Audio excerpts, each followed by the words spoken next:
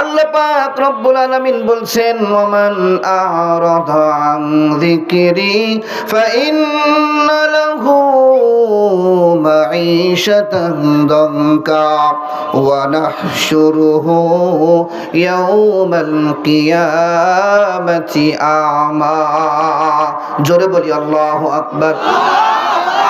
আল্লাহ রাব্বুল আলামিন বলছেন যারা কোরআন থেকে দূরে থাকবে, এই কোরআনকে যারা ভুলে যাবে, তাদের জন্য দুইটা শাস্তি। একটা শাস্তি হলো মাঈশাতান দানকা, তাদের দুনিয়ার জীবনটা আমি রব্বুল আলামিন সংকীর্ণ করে দেব। কি করে দেব? সংকীর্ণের ব্যাখ্যা কি বোঝেন নাকি মুসলমান? সংকীর্ণ মানে হলো টাকা পয়সার অভাব থাকবে না, গাড়ি বাড়ির অভাব থাকবে না, ব্যাংক ব্যালেন্সের অভাব থাকবে না, সম্পদের কোনো অভাব থাকবে না, খাবার টেবিলে রকমারি খাবার থাকবে, শুধু একটা জিনিস থাকবে না, সেটা হলো শান্তি। টাকা পয়সার অভাব নাই, ছেলে মেয়ে কথা শোনে না, আছে না নাই?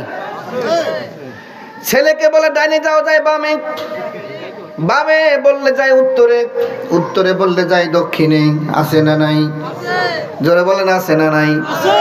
মেয়ে কথা শোনে না, বাড়ি থেকে রাবেয়া বস্ত্রী সেজে বের হয়, বুঝেন? যুবতী মেয়ে বোরকা পরে হিজাব পরে রাবেয়া বস্ত্রী সেজে বের হয়। বাবা মা জানে আমার মেয়ে স্কুলে গেছে, কলেজে গেছে, কোচিং করতেছে, ওদিকে দেখা যায় বয়ফ্রেন্ড নিয়ে রিক্সার ফুট উঠায়া ঘোরাঘুরি করে, আছে না নাই? আমি মনে হয় ভুল বলতেছি? এমন রাবেয়া বস্ত্রী আমাদের সমাজে নাই তো? আছে।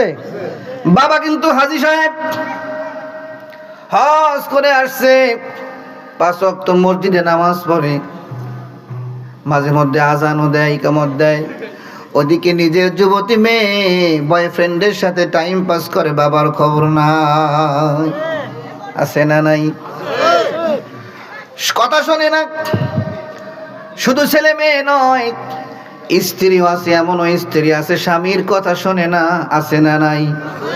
আপনাদের এলাকার স্ত্রীরা হয়তো ভালো, আমাদের রাজবাড়ী সদরে এরকম অনেক স্ত্রী আছে স্বামীর কথা শোনে না। এদিকে আছে? আছে। টাকা পয়সার অভাব কিন্তু নাই। আমি আবারও বলছি, এই যে স্ত্রী কথা শোনে না, ছেলে মেয়ে কথা শোনে না, একটাই কারণ, কোরআন থেকে আমরা দূরে সরে গিয়েছি। ঠিক কি না?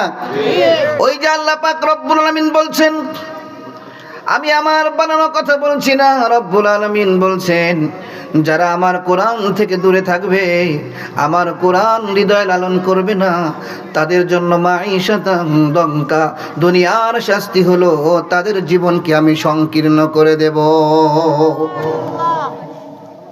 একটা শাস্তি দুনিয়ায়, বাকি আছে কয়টা? 2 নম্বর শাস্তি হলো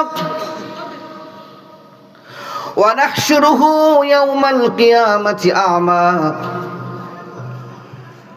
যারা কোরআন থেকে দূরে ছিল, হাসরের ময়দানে রব্বুল আলামিন তাদেরকে অন্ধ অবস্থায় উঠাবে।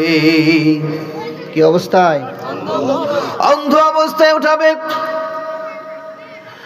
আর ওই অন্ধ বান্দারা সেদিন রব্বে কারীমকে ডেকে ডেকে বলবে, قال رب لم حشرتني أعمى قال كذلك أتتك آياتنا فنسيتها وكذلك اليوم تنسى। জোরে বলি আল্লাহু আকবার। রব্বে কারীমকে ডেকে বলবে রব্বুল আলামিন, আমাদেরকে কেন অন্ধ অবস্থায় উঠানো হয়েছে?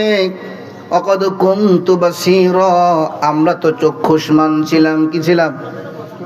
চক্ষুষ্মান ছিলাম, আমাদের চোখ ছিল, আমরা দেখতে পেতাম। তাহলে কেন আজকে আমাদেরকে এই শাস্তি দেওয়া হচ্ছে? আল্লাহ রাব্বুল আলামিন ডাক দিয়ে তাদেরকে উত্তর করবেন, ক্বালা কাযালিকা আতাতকা আয়াতুনা ফানাসিতাহা ওয়া কাযালিকাল ইয়াওমা তুনসা। ও বান্দা,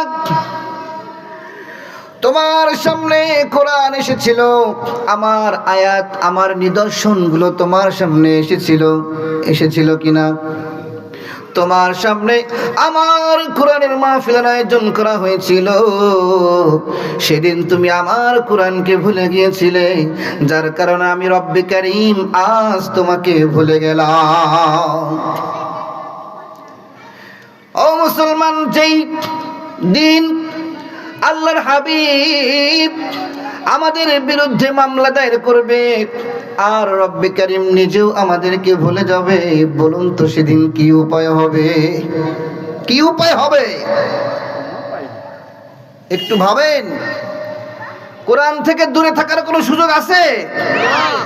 সব শেষে কোরআনের ছায়াতলেই শান্তি মিলবে। সব সমস্যার সমাধান দিতে পারে।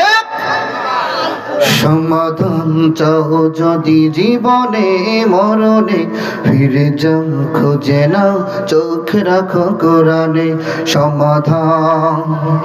সমাধান চাও যদি জীবনে মরণে, ফিরে যাও খুঁজে নাও, চোখ রাখো কোরআনে। মনটা দেন, রিভাব দেন। তবেই পাবে সুখ শান্তির ঠিকানা, তবেই পাবে সুখ শান্তির ঠিকানা, যদি মেনে নাও তুমি মনে প্রাণে।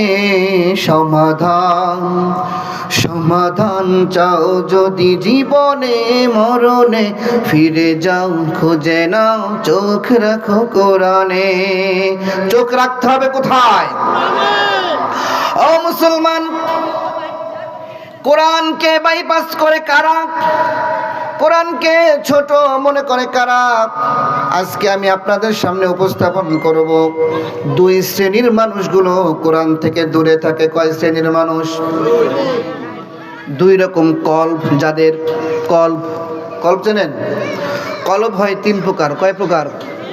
ক্লাস চলতেছে, ভালো করে মুখস্থ করে বাড়ি যাবেন। কলব তিন প্রকার। কয় প্রকার?